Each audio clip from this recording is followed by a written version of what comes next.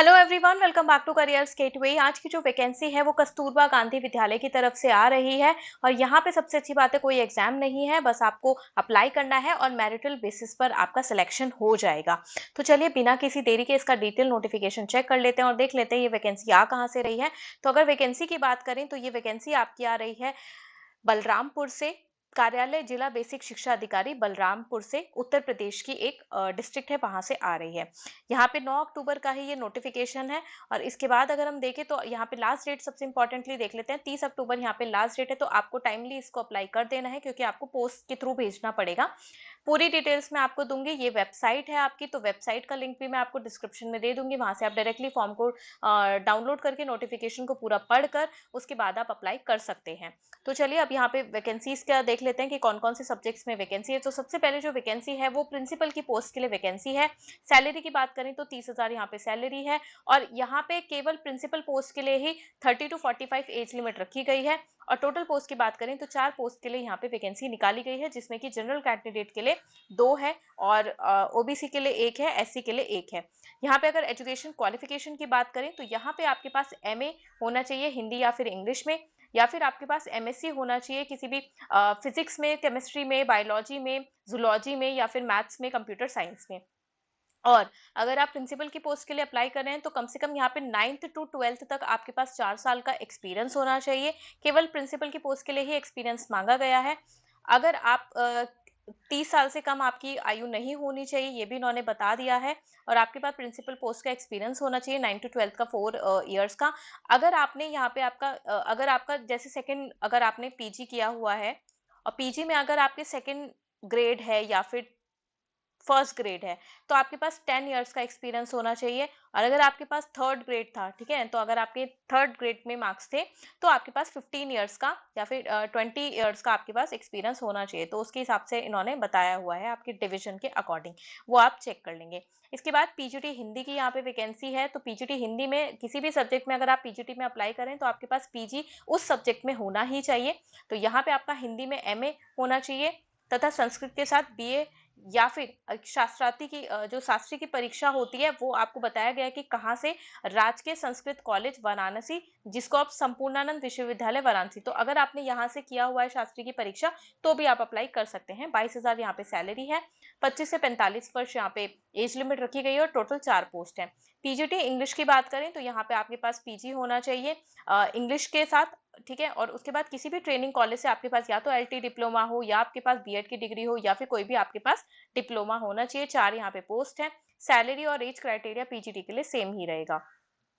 इसके बाद अगर पीजीटी मैथ्स की बात करें तो यहाँ पे आपके पास एमए या फिर एमएससी मैथ्स होना चाहिए। गणित में त्रिवर्षीय पाठ्यक्रम सहित बीए ऑनर्स अथवा बीएससी ऑनर्स होना चाहिए।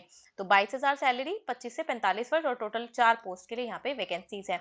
और उसके बाद पीजीटी फिजिक्स के लिए यहाँ पे सेम ही क्राइटेरिया रहेगा कि आपके पास एमएससी होना चाहिए फिजिक्स में, या फिर आपके पास किसी भी विश्वविद्यालय या डिग्री कॉलेज में शिक्षा विभाग उत्तर प्रदेश द्वारा आयोजित भौतिक साइंस में स्नातकोत्तर डिप्लोमा के साथ बीएससी होनी चाहिए। ये आप चेक करेंगे कि अगर आपने किया हुआ है। पीजीटी केमिस्ट्री के लिए भी सेम रहेगा। यहाँ पे आपके पास एमएससी होना चाहिए केमिस्ट्री के अंदर। उसके बाद आपके पास ऑनर्स में भी डिग्री हो सकती है अगर बैचलर्स की, तो भी आप अप्लाई कर सकते हैं। इसके बाद यहाँ पे स्पेसिफिकली कुछ भी अलग से नहीं मांगा गया है। किसी विश्वविद्यालय या डिग्री कॉलेज से शिक्षा विभाग उत्तर प्रदेश द्वारा आयोजित रसायन विज्ञान में स्नातकोत्तर डिप्लोमा के साथ बीएससी होना चाहिए। ये इन्होंने सेकेंड क्वालिफिकेशन बता दी है। पीजीटी जूलॉजी की बात करें तो यहाँ पे आपके पास वनस्पति विज्ञान या जंतु विज्ञान में एमएससी या फिर कृषि विषय के साथ वनस्पति विज्ञान, ये आपको कॉम्बिनेशन बेसिकली बताए हुए हैं, तो ये आप अपने कॉम्बिनेशन चेक करेंगे। टोटल वैकेंसी की बात करें तो यहाँ पे 4 वैकेंसीज हैं।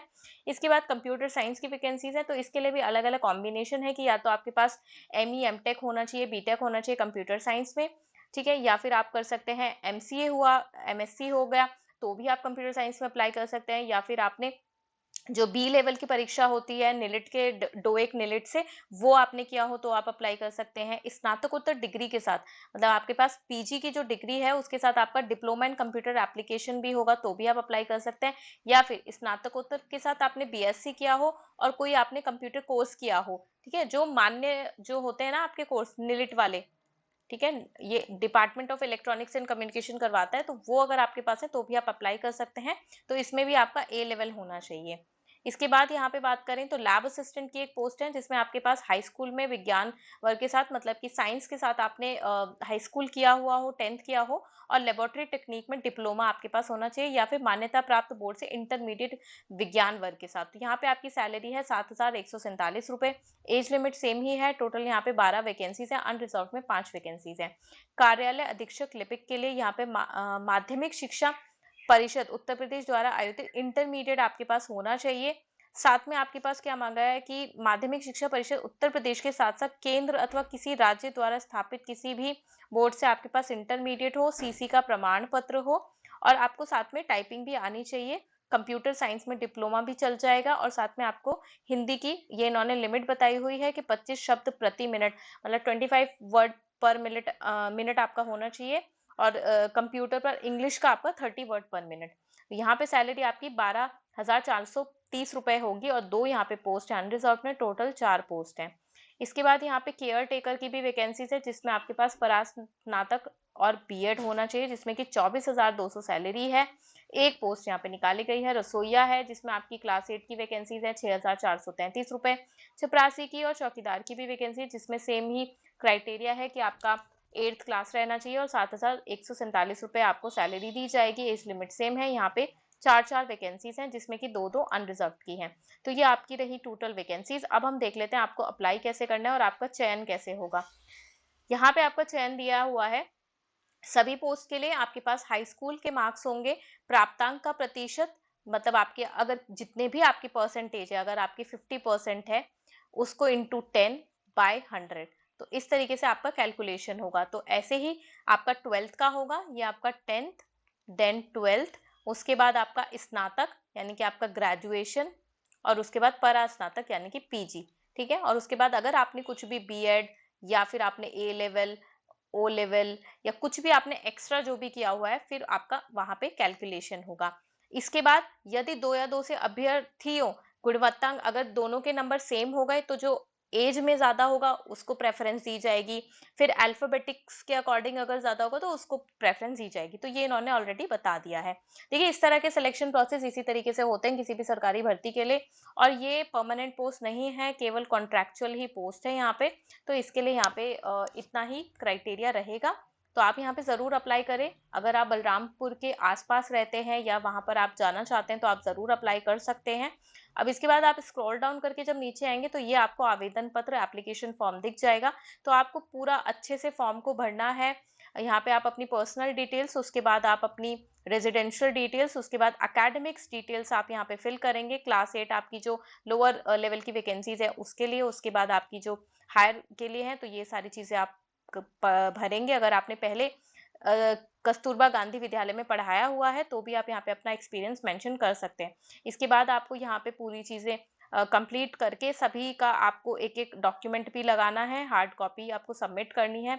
और यहाँ पे आपको लास्टली इन्होंने ये बताया हुआ है कि 42 रुपए के डाक टिकट भी आपको लगाने हैं, और टाइमली आपको फॉर्म फिल करके भेज देना है। तो बहुत नीटली आप फिल करके ज़रूर भेजिए, और अप्लाई करके देखा करिए इस तरह की वैकेंसीज में किस तरीके से प्रोसेस रहता है। तो ज़रूर अप्लाई करें, और अपने एक्सपीरियंस आप मेरे साथ शेयर कर सकते हैं।